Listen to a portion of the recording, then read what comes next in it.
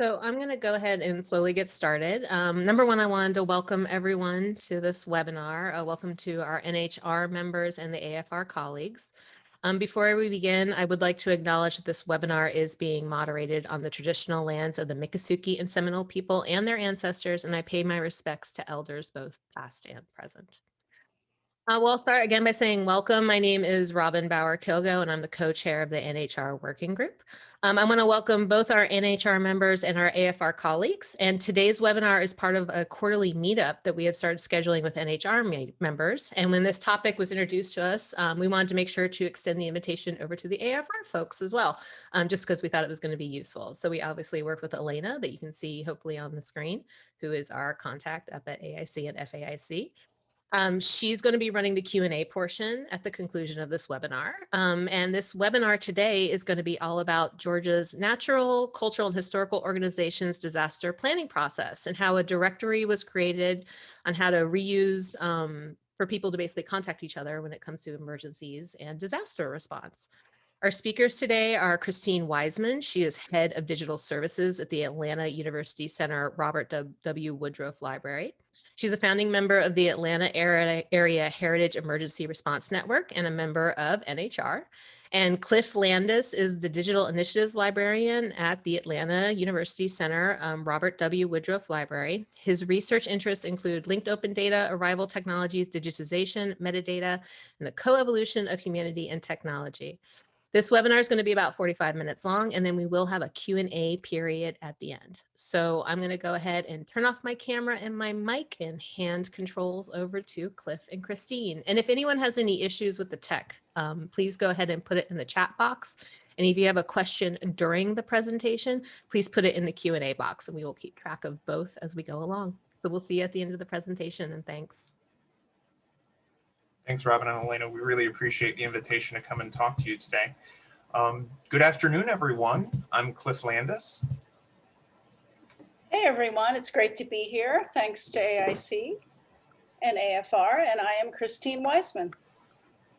Together, we're going to be presenting on a project we've been working on for the past couple of years called GANCH, rhymes with ranch. So to briefly introduce the project design, the goal of this one-year project was to create a publicly editable directory of Georgia's natural, cultural, and historical organizations in Wikidata, allowing for quick retrieval of location and contact information for disaster response available via a website. And as Robin said, Cliff and I are both with the Atlanta University Center, Robert W. Woodruff Library, though we're both working respectively from our homes at the moment. I am Assistant Director of Digital Services, and we are the lead organization for this project. Our library is a consortial library, so we like consortial projects. We serve 4 institutions, HBCUs, all located in Atlanta: Clark Atlanta University, the Interdenominational Theological Center, Morehouse College, and Spelman College. And I'd like to say a huge thank you to Lyrasis for funding this project through a Lyrasis Catalyst grant. The Lyrasis grant funded several positions, or a position for our graduate assistant, Allison Smith, pictured here on the slide, and also our web developer, Matthew Stevens. Additional team members, Jessica Lemming and Alex Dade from our digital services department, chipped in on the project as well. We couldn't have done this without our partners. We had partner organizations throughout Georgia and the Southeast, both professional organizations and governmental. Some of our partners provided assistance to NCH organizations impacted by disasters, including HERA and SHARE. Others provided membership lists, helped with outreach, and are helping with sustainability of the project. So before Cliff presents on the technical aspects of the project and the workflow, I'd like to provide some context about cultural heritage disaster planning in our state. So in Georgia, we are modeled after the federal planning structure, and we are organized into 14 emergency support functions, or ESFs. Natural, cultural, and historic organizations, or NCH organizations, are located under ESF11, which is coordinated by the Department of Agriculture and the Department of Natural Resources. Under these primary agencies, there are support agencies, and you can see in the tiny script there that provide support functions under the state plan. And you can see that the Georgia Archives, the Georgia Historical Society, the Heritage Emergency Response Alliance, and Savannah Heritage Emergency Response are all included in the plan. This was added as of 2015, which at the time was a huge accomplishment that we got introduced into the plan. Since then, we've worked really hard to cultivate relationships within the primary and the support agencies within ESF11, because of course, in a disaster, they have many other responsibilities to deal with. We have a particularly good relationship with the lead planner from the Department of Agriculture, Vanessa Sims. She has really taken a strong interest in NCH organizations, has really helped to raise our profile within the state planning ecosystem. So now I'm going to talk a little bit about our AFR networks in Georgia. HERA is the Heritage Emergency Response Alliance. We were established in 2007 after the AFR forum that was held in Atlanta right after Katrina. I happen to be one of the founding members of HERA and the current co-chair, along with Tina Situ, who may be on this, I'm not sure. And our members are, we have individuals, we have conservators, preservation professionals, librarians, curators, archivists, and first responders. Generally, we have a little over 100 members on our listserv, and our network has really grown from an Atlanta area network to really having members from around the state. We have a steering committee and a directory of members that we call on, and we can deploy when needed to aid on other institutions. Of course, our primary purpose is to help other cultural organizations if they're impacted by disaster, and to that end, we have participated in statewide drills and exercises along with GEMA Homeland Security. We have educational programs, webinars like this. We try to do a webinar at least once a year, usually around May in the spring. And we've had, of course, in-person training as well. Over the past few years, we've really evolved into working with the state to coordinate response and recovery statewide through ESF11. SHARE is our sister organization in Savannah. SHARE was formed in 2010 after another AFR forum. SHARE has institutional members. They cover just one county. HERA is like, depending on how you count it, we have like 15 counties in Metro Atlanta. So SHARE's members include museums, archives, libraries, cultural and historic sites, art galleries, parks, houses of worship, and first responders and emergency managers. One of SHARE's great accomplishments recently was they actually worked with Chatham County Emergency Management to map 80 cultural heritage institutions into their web EOC as critical facilities. And that kind of, in a way, led to this project that we're talking about today. So two other initiatives I wanted to bring up that many of you probably have already heard about, but we have two other initiatives underway. Of course, the Gantt project, which is what we're going to talk about today.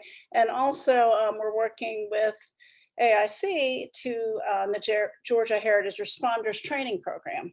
So that's been coordinated by AIC and Elena as part of an NEH grant. The goal is to train a statewide response team similar to the NHR teams. This project is in the process of training 40 people from around the state with a combination of online instruction, culminated by a 2-day hands-on training session in Savannah. That was supposed to be in April, but of course it had to be postponed due to the pandemic. We're hoping to have that in the fall. In the meantime, we've held meet and greets, and we are planning some virtual tabletop exercises next month. So why do we need this tool? So, and all of these projects and initiatives around the state would really benefit by having some sort of statewide database of all of the universe of cultural heritage organizations. Natural disasters are impacting our state at an alarming rate. In the past few years, we've dealt with flooding, rainfall, tornadoes, multiple hurricanes, and tropical storms. And of course, as all of you know, 2020 was the most active hurricane season on record with 30 named storms. Georgia is the largest geographic state east of the Mississippi with 159 counties. We have extensive and diverse natural and cultural and historic sites that preserve and document the unique history of our state. So it'd be a great benefit to have a comprehensive list of institutions for disaster purposes.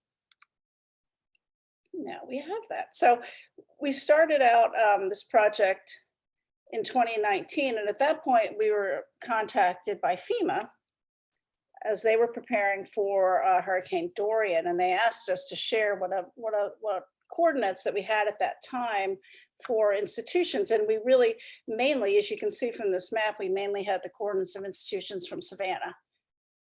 So even before the project, right in the beginning of the project, before we really got started, there was already a need for this, and some of the data was already being used. So in the past, how would we find these organizations? Well, we would basically look for directory information, and it's out there, but it's scattered into different data sets, none of which are publicly editable, geocoded, or particularly up to date. So we started with the Georgia Historical Records Advisory Council's Historic and Cultural Organizations Directory, which had been around for at least a decade, but really had become fairly out of date. And we added the Georgia Historical Society's Directory of Affiliate Organizations and the Georgia Association of Museums and Galleries Directory, and the list of Georgia Public Libraries, and several other directories, which we eventually estimated at over 1,500 organizational records combined.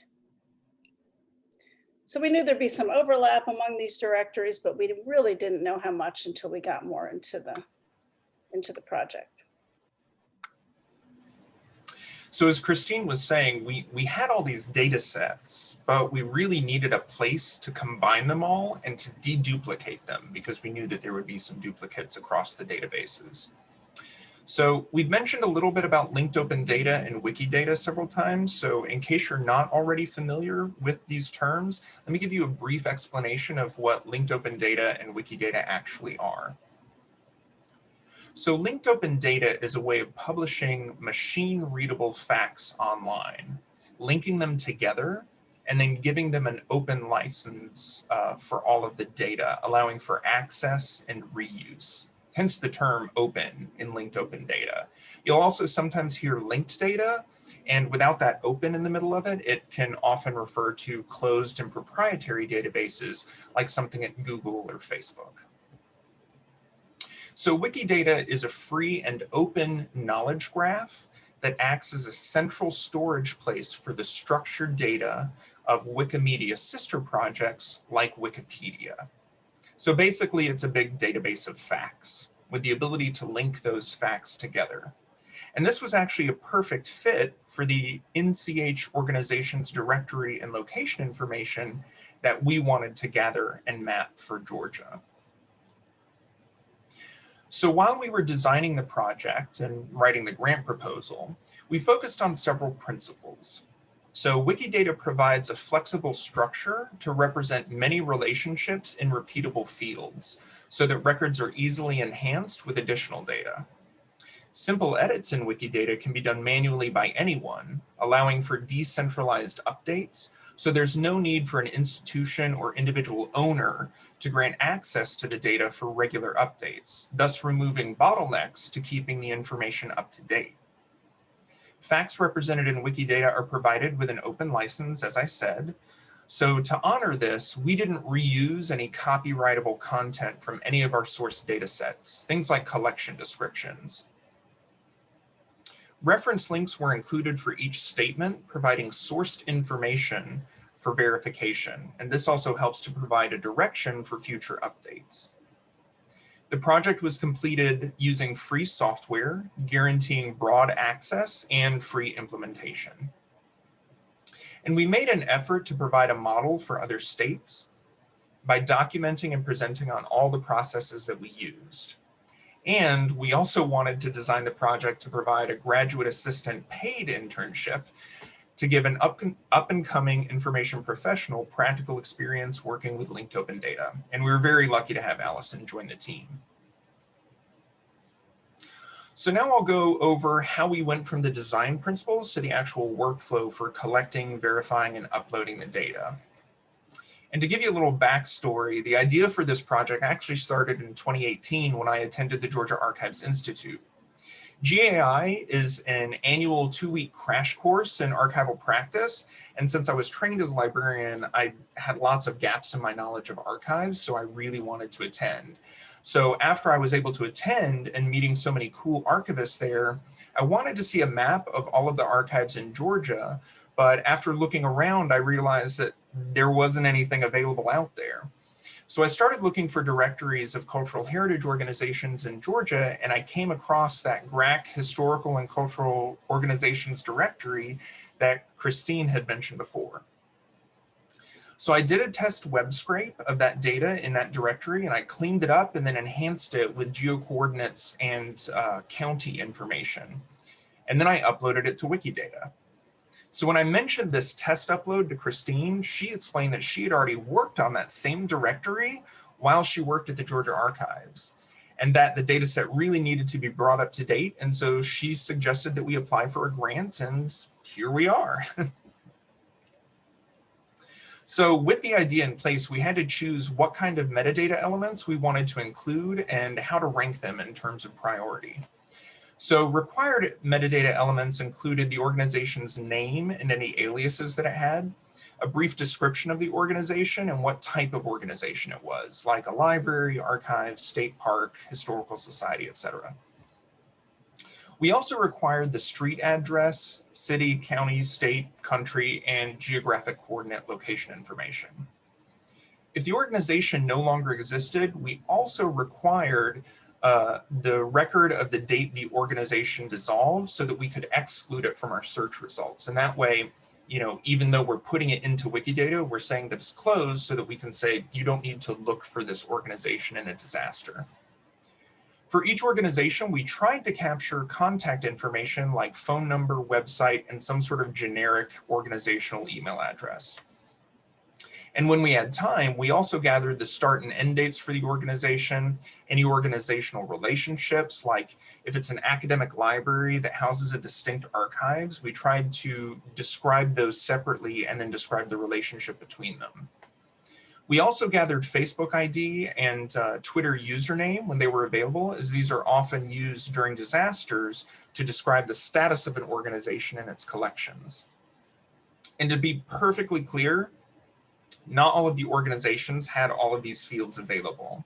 So for example, many historical societies that are smaller in little counties like my home county of Lowndes County, they don't necessarily have a physical location because in a lot of times they're run by volunteer organizations with maybe only a PO box and a phone number. So we did the best that we could with the information that we had. Also, during our focus group sessions with heritage emergency responders, there were requests for some metadata elements that we just couldn't accommodate. They ended up out of scope for this project, and they're out of scope either because the information doesn't fit into Wikidata, like collection descriptions, or because the information is private, like cell phone numbers for organization administrators, or because it was a security risk, like hazardous materials or floor maps. So when we first started planning the project, we searched for all of the GLAM organizations in Georgia that had coordinate location information recorded in Wikidata, which only pulled up 40 organizations. Now look at that map of Georgia very closely and look at the next slide in comparison. So at that time, if you searched by GLAMs in the United States, you got even more results in Georgia. And this has to do with a little bit of the messiness around how information was tagged in Wikidata. And that was the type of data that we were planning on updating and cleaning up to make uniform across the state. So we also did this project to find smaller hidden institutions, such as the Georgia Rural Telephone Museum located in Leslie, Georgia. Even though there is an entry for this museum in Wikipedia, we didn't have the information in any of our partners' data sets.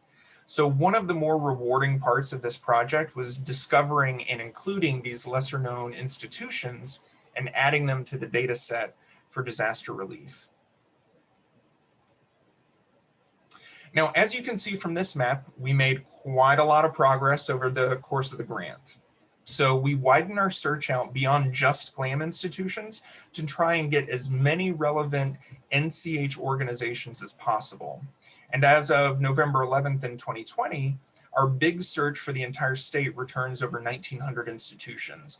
And I checked it this morning, and I think it now returns over 2,100 institutions, as well as individual things like statues, famous public statues and stuff. So this search includes things like historic districts that don't necessarily have contact information, so that emergency responders can cast as wide a net as possible when doing helicopter flyovers following a disaster. And beyond the maps, we also make the data available in table format. As we'll show, being able to export the contact information in table format helps emergency responders reach out to these NCH organizations to see if they need assistance both before and after a disaster strikes. So the free software that we used for the project includes OpenRefine, GitHub, and Visual Studio Code. We chose to use Visual Studio Code to save and manage the data in CSV spreadsheet tables, since Microsoft Excel tends to force formatting, particularly around dates, which VS Code does not. So it made things a little bit easier. So we started the process by scraping websites, gathering lists from our partners, and creating spreadsheets of these NCH organizations.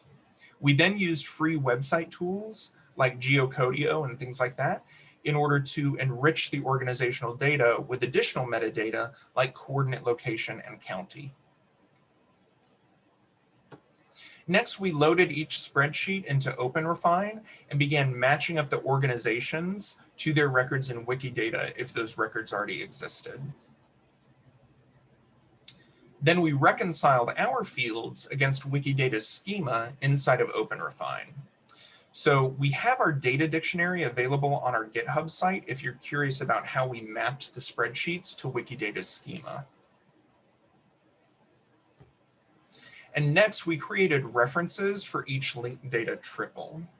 So for every single fact, which is sometimes called a triple, since it's a subject, object, and predicate. So for every single fact that we uploaded to Wikidata, we supplied 3 values: the fact itself, the reference URL, and the retrieval date. So by citing our sources with snapshots and timestamps, we're giving folks in the future the ability to trace and update each fact as things change over time.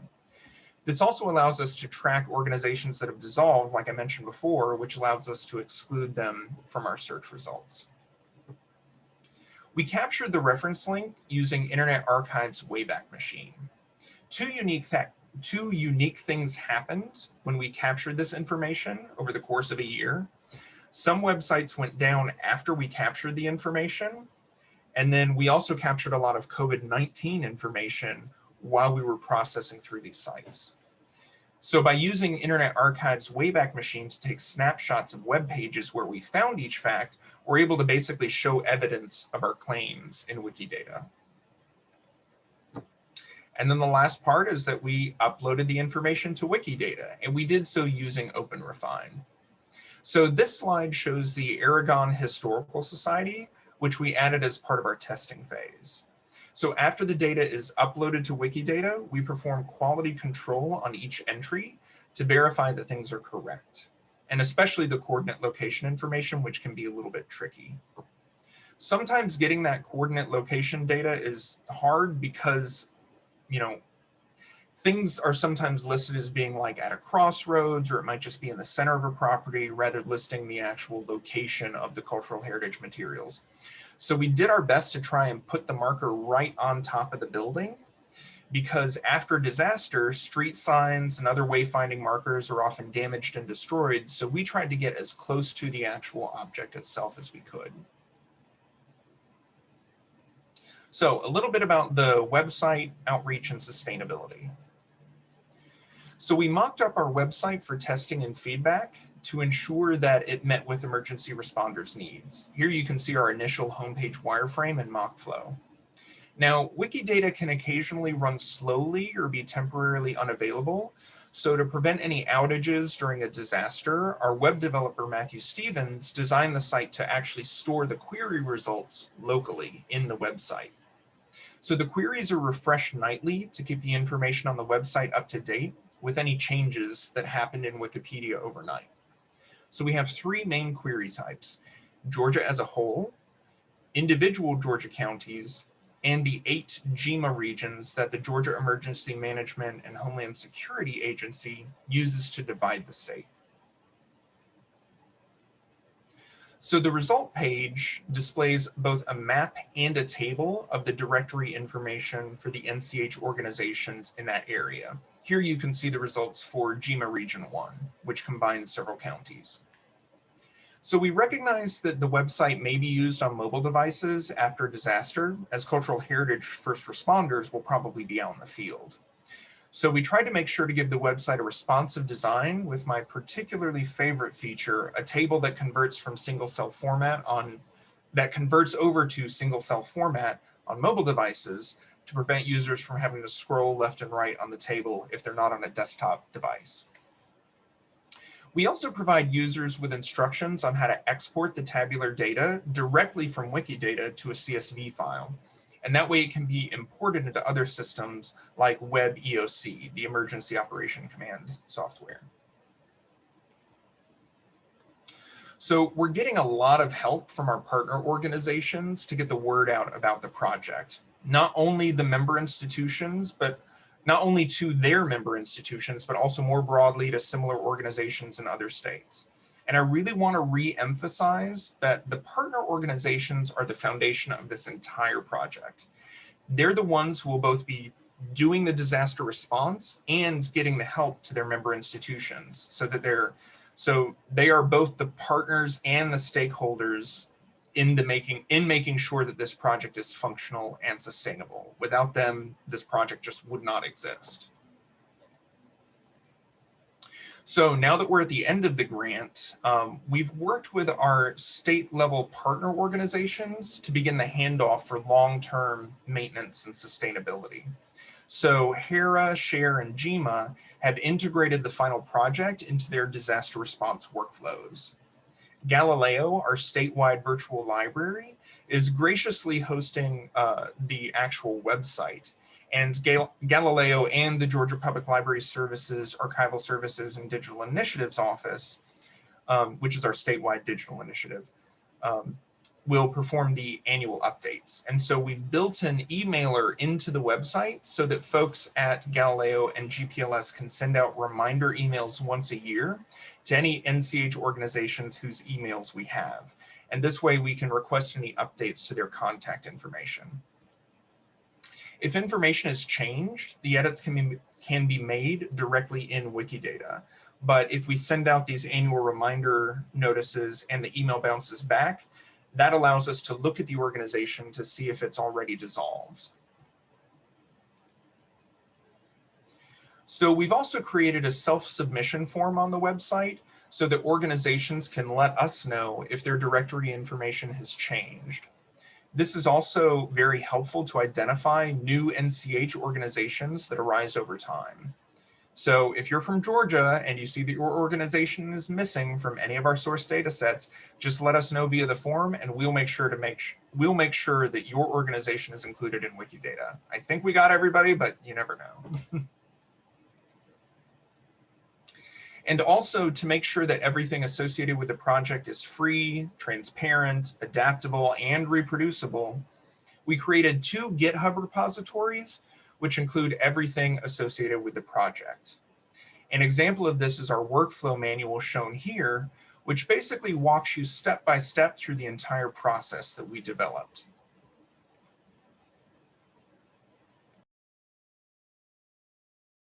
And with that, I'll pass it back over to Christine. Oh, thanks, Cliff. I was reading the questions. Shouldn't do that. Thank you, Cliff. I'm going to talk now about things to consider if you decide to undertake a similar project in your state, and also some things that we learned and some additional uses for the data set and the impact of the project. So things to consider. We discovered that there's a lot of duplicates and name variations, probably not too surprising. Some organizations change their names or have aliases that create duplicates. So pay close attention to the names and sometimes do a deeper dive into the history of an organization. As we discovered name variations, we recorded them in Wikidata. We also found that due to some of the data sets being outdated, many organizations were no longer in existence. The process to verify dissolved organizations to determine the dates included reaching out to the contacts, looking at newspaper articles, looking at TripAdvisor and the Georgia Registry. Also be aware of organizations that might have been started in your state. So there were organizations that began in Georgia that have since relocated. And then there's national organizations whose main offices might be in your state. We still captured these records. Also look out for expired domains. These are domains that may have expired and been purchased by another organization. Be careful because we found that in some cases, these domains were purchased by organizations designed for explicit adult content. That we don't want in our database. So another issue we discovered was the challenge of trying to map real world messiness to the much cleaner data model of Wikidata. This challenge was not only trying to map it, but also trying to reach consensus with the Wikidata community on how this should be handled. So what we mean by this is municipalities include towns, villages, and cities. The P131 field in Wikidata is the field for administrative territorial entities. This field is broad and can cover municipalities, counties, and states. Remember, Wikidata is an international tool.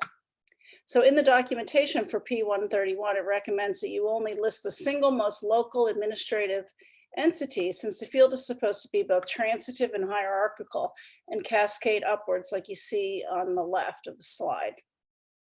But in Georgia, the borders of municipalities and counties were drawn independently, and about 10% of municipalities in Georgia are in more than one county. So they aren't transitive. This means that for our project, we can't rely on Wikidata's cascading hierarchy to be correct when it comes to searching for organizations by county. We reached out to the community, or Cliff did, I should say, to try to find a solution to this challenge, but after several proposals and lots of discussion, no consensus was reached. So for this project, we explicitly decided that municipality, county, and state were all in the P131 field with the hopes that consensus on a solution can be reached in the future. In the meantime, our queries work well, and we figure it's better to have too much information than too little. Another thing we came across was we were reminded in the course of this project that Georgia has a rich but sometimes uncomfortable history. Georgia was the 13th colony and was also part of the Confederacy. This diverse and challenging history is reflected in organizations and their records about the Confederacy, slavery, Jim Crow, civil rights, sacred lands, etc. They're all part of our state's history. There are organizations in Georgia that celebrate those that defended the practice of slavery. And there are also organizations who celebrate those that sought to abolish it. This project was completed at the same time that the protests were taking place against systemic police violence and racism. Yet, no matter how we personally feel about parts of our history, we endeavored to record it all fairly and equally. No record should be erased because we're uncomfortable. And in fact, our discomfort should push us into further discourse about what these records and organizations mean to the state then and now. If you're interested in learning more about Georgia's history, this database can be used for tourism.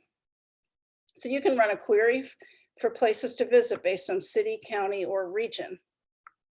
This image here shows GLAM institutions in DeKalb County, where I live and Cliff lives. Another use we stumbled upon was related to visitor counts to public libraries in the state. Since the annual visitor counts from 2015 through 2017 for all of the library systems were already in Wikidata, we were able to get a little help from the community to graph those counts in another query.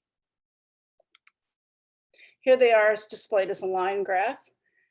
It's a little hard to see because it's small, but you can type in this URL to see it in action for yourself. And to us, it's interesting to have this information out there and readily accessible with no barriers to update, enhance, and enrich the data. So really, any publicly available and verifiable fact can be added to Wikidata, so feel free to explore. So looking back at this project, we feel like we accomplished a lot. We have over like 1,900, Cliff said, what, 2,100 organizations now in the database, and a single location, the website for emergency responders to identify organizations in affected areas. We developed this project to be open source and reusable, and we have a plan for sustainability so the data and the website continue to be useful over time. So we had our first in the field test this year in September with the landfall of Hurricane Sally. In anticipation of heavy rainfall and flooding, members of HERA sent out emails to 330 organizations that we pulled from the database from GEMA regions 1, 3, 4, and 7. Thankfully, none of the emailed organizations requested assistance or had damage following the storms, but HERA did receive thanks for reaching out. We did get a 9% bounce rate where emails cannot be delivered, which actually is pretty good considering we didn't test the emails before the project. We did discover, though, that not all organizations have email addresses on their website. So now we know that we're not reaching everyone in these areas, but it is a good way to at least get the word out quickly that emergency assistance is available. We're also, through outreach efforts, we're hoping that institutions at least give us one emergency email. But we found that a lot of institutions have taken emails off their website and they have those forms instead. And for more acute disasters like a tornado, emergency responders can reach out to organizations on a county by county basis using the table of all available contact methods. And this includes email, the phone number, Facebook, Twitter handles, and website forms. So we are following up with the organizations whose emails bounce to see if they're still active and to see if they can provide an up-to-date email address for emergency purposes. The timing around when to send these emails can be tricky due to how quickly and dramatically weather forecasts can change. This is a timeline that Tina C2 and I developed as part of our HERA documentation. So it turned out Hurricane Sally ended up not to be as damaging to Georgia as predicted. Then a few weeks later, another storm, and I think it was Delta, was initially predicted to just have minor impacts in Georgia, but then it quickly increased in severity, and we actually had widespread power outages in North Georgia, tornadoes, and lots of trees down. We ended up not sending emails out in advance of that storm. And then we updated this timeline. So it really is a judgment call to balance between when you're sending out too many emails to where folks stop paying attention versus not enough. So we do have this timeline, and generally we start monitoring the storms very closely when it's 5 days from landfall, and then we usually send the email blasts out to targeted areas about 3 days before the storm hits. We have developed canned email templates So it's pretty quick to pull the information out of the database. You have to do a little bit of massaging of the data, and then we can update the emails and send them out from the HERA Gmail account. So it's a work in progress, but having the database is a critical part of this response. So I know that we covered a lot today, but I'm very happy to say that in the end, I got my wish that the initial idea was created from. So here you can see a map of all of the archives in Georgia and a link to this map available at the bottom of the slide. As I said before, if you know of any organizations in Georgia that we missed, you can either fill out the self-submission form on the Gantt website or even go to Wikidata and add it in yourself. And with that, I think we moved a little quickly. And so we'd like to thank you all for your time and attention today, and we are happy to start taking questions.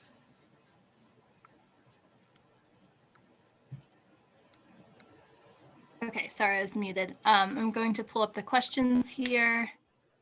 Okay, so our first question is from Tara Kendi, and it is, how much cooperation did you need to get from the ESF11/FEMA leadership in order to accomplish this project? I can take that one, Cliff. Okay. Thanks, Tara. Well, we had really great cooperation, both from the state, GMA, ESF11 folks, and from Lori Foley and FEMA. I mean, Lori's been a great cheerleader for this project. She was on our advisory committee. She attended a lot of the meetings, and she's done a lot to help get the word out about the project. And same with our state level folks. I mentioned that in one of my slides. We've just really been lucky to develop such a good relationship with our ESF11 coordinator in the state. And she is also an amazing cheerleader for the project, and has made a lot of connections with us and is going to help us get the data imported into the state web EOC.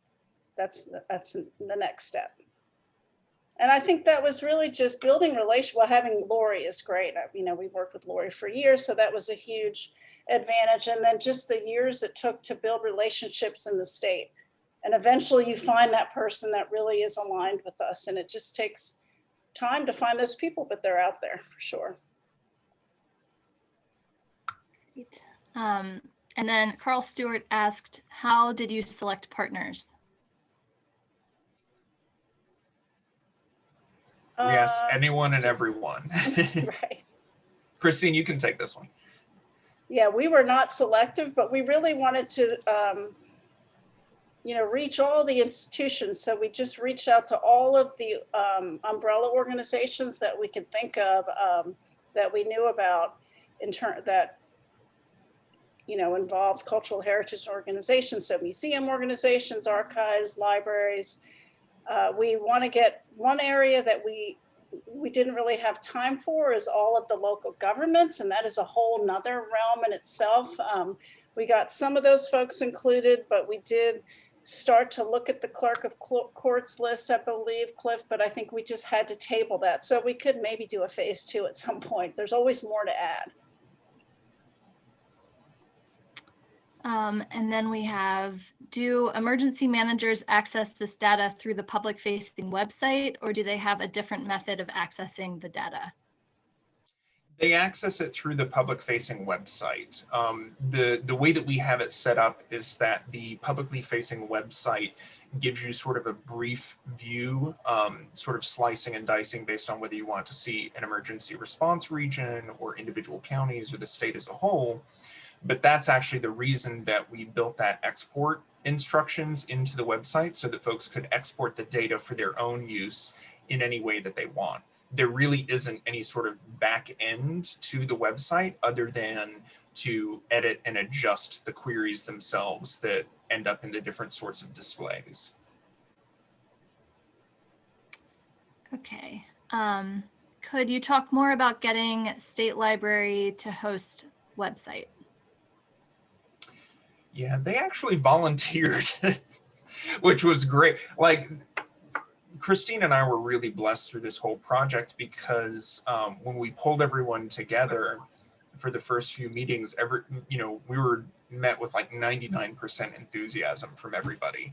And so when we said, hey, is there any sort of organization at a state level who'd be willing, and Galileo, volunteered, we were very happy with that, because that way, we work at an individual library and we're working with all of these partners, but we didn't want to necessarily place the onus on our library. We were looking for something state level to do the hosting, and we were very lucky that Galileo volunteered. Thank you. Looks like we have a few more here. Is there a way to hide levels of data behind some sort of password protection? There is not. There is not. That's the Wikidata platform is specific to publicly available information.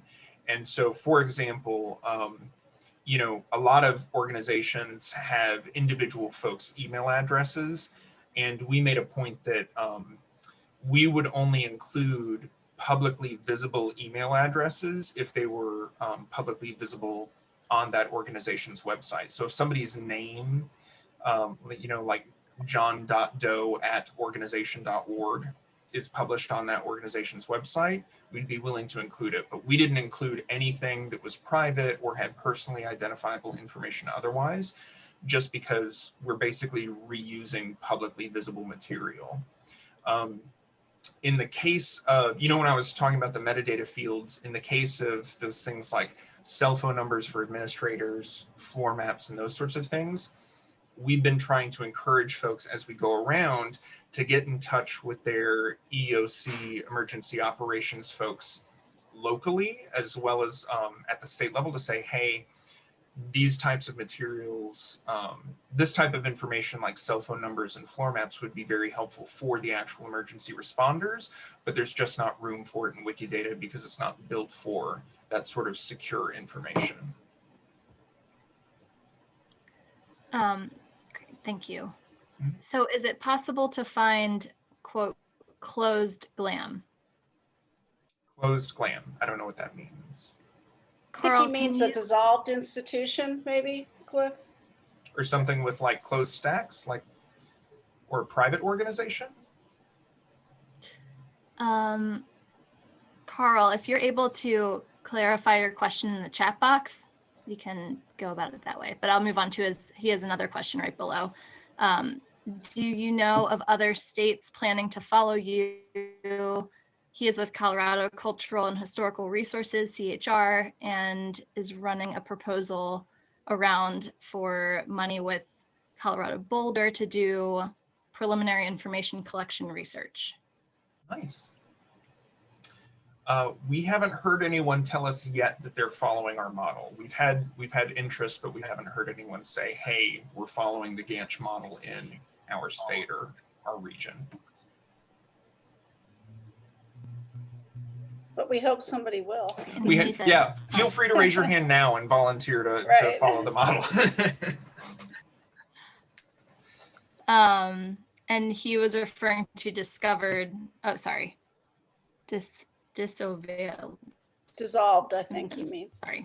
Dissolved. Yeah. Oh, okay, thank you. Yeah. So because the data sets that we received were all out of date, nothing can stay up to date except for something you produced today.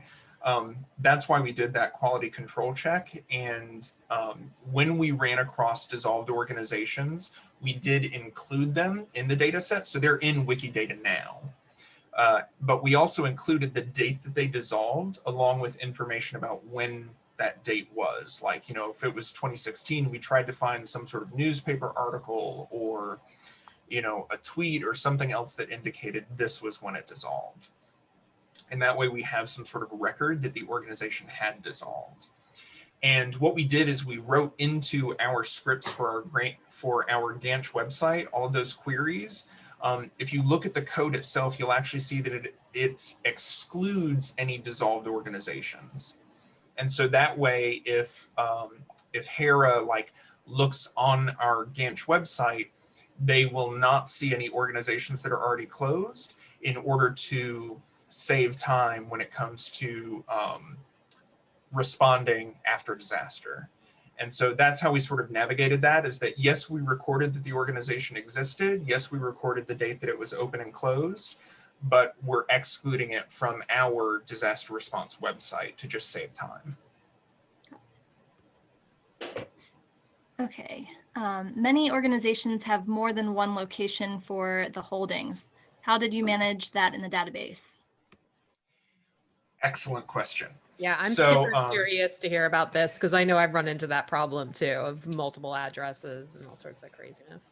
Yeah, so the best example I can think of is the Georgia Technical College System, TCSOG, and Technical College System of Georgia, where they did a lot of mergers over the last decade. And so like, I think in South Georgia, it's like Wiregrass Technical College has like 5 different campuses. And so this is actually a funny story, is that we had the data set. And so we're like, okay, here are all of these technical colleges that each have anywhere from 2 to 7 different branches. So what we did is we actually looked at every single branch and tried to find where the location of the library was for those technical college campuses. Even if it was like in one building, we tried to find some sort of record somewhere that the library was in that building. And so as you look at like the technical colleges in the data set, you'll see that like the Valdosta campus and the Eccles campus and the Brooks campus will each have their own record for those libraries, because we're trying to pin down each and every one of them. So we listed them as separate institutions, and then we said that their parent organization is that technical college system. So, each of these different campus libraries will all be under the parent organization of Wiregrass Technical College. I hope that makes sense. Yes, for sure. Okay. Any possibility of a guide for the rest of us to follow for other states? Yes. So if you, actually, I will go back. So if you just search for the word Ganch on Google, if you do like Ganch linked data or something like that, you will find links to the project GitHub repositories, which are down at the bottom of this slide. And so the one that says Ganch data actually has this workflow manual that we show here on the slide. And so that'll actually walk you through the whole process of how we took, gathered the data, cleaned it up, ingested it into OpenRefine, reconciled it, and uploaded it. And we also have a GitHub repository at the bottom for the website. So if you want to show that to your web developers, that'll show them how our website is built. We kept them separate because they're basically 2 separate things. One is the actual source data set, and the other is the website. Thank you. Is ESF11 involved with both response and recovery? I guess I could take that one, Cliff. Yeah, well, yes, they are, in that the idea was to make the HERA and SHARE and the other cultural heritage organizations sort of independent and be available as resources. So the idea is if the emergency responders happen upon a cultural organization that has damage, then they can refer them to us. And if we do our own outreach before and after disaster, then we can coordinate with them if those institutions need resources beyond what we can provide. So we work very collaboratively with them in both response and recovery. I would say HERA and SHARE are more involved in pre-disaster actions, sending out the emails, which is the purpose of this database, before disaster occurs.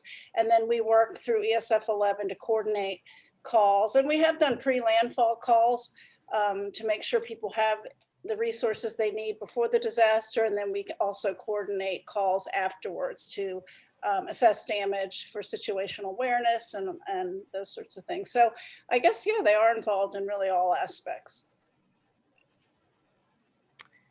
Okay, and then we are not thinking, so this is, I think, referring back to Colorado again. We are not thinking of including natural resources. Can you discuss Can you discuss your choosing to include those? Yeah, I can answer that one too.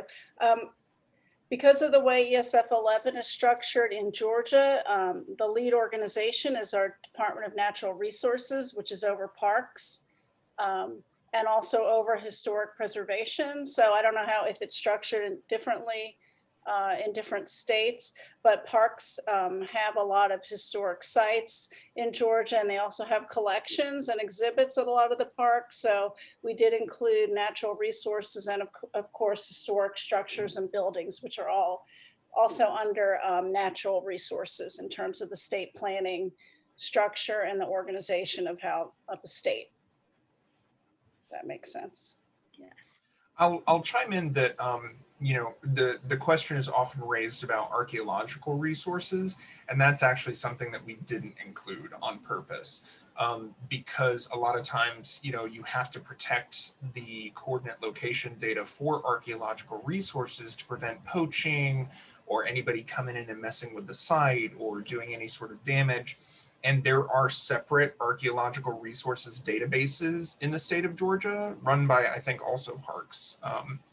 But we chose not to include those because A, they're not exactly organizations, which this generally focused around organizations, although the breadth did, you know, sort of expand over time. But also we considered that to be secure data, and we didn't want to pose any additional risk by including those in Wikidata. Okay. Glenda Anderson asked, we have been building relationships with our federal, state, and local emergency management entities for more than 10 years in Georgia. That requires NCH representatives who will attend EMA meetings and trainings and develop face-to-face recognition, respect, and relationships with these professionals from a completely different field than the ones in which we typically function and live. Glenda is one of our #1 cheerleaders on the Ganch project, so she's very involved with Sharon. We've been very lucky that she's done a lot of that face-to-face relationship building. I think that's a lot of it from all levels, like building those relationships and trying to get like so people know about you. Because I know whenever I go to places, and I'm a contract registrar, so I'll go to places and help people with emergency plans, and they'll sometimes say like, well, the fire department doesn't talk to us, and I'm like, well, you got to get on your agenda and like go and like meet them and be like, hey, fire department, what's going on? And like building those relationships will help everyone as they build all these types of projects for sure. Olivia Permanis, she's from Texas Sierra, asked, what size was your grant and did it cover all the costs of this project? Christine, I'll let you take that one. Yeah, I can answer that. Hey, Olivia, our grant was actually quite small. And what was it, $16,000? Yeah, it was less than $20,000. Yeah, it was a very bare-boned grant, but we were grateful to have it. Cliff, all of his time was pretty much free. I mean, he did it as part of work. So I think if we actually would have costed this out and done an actual grant to cover all the costs, it would have been quite a bit more. But the grant primarily covered our graduate student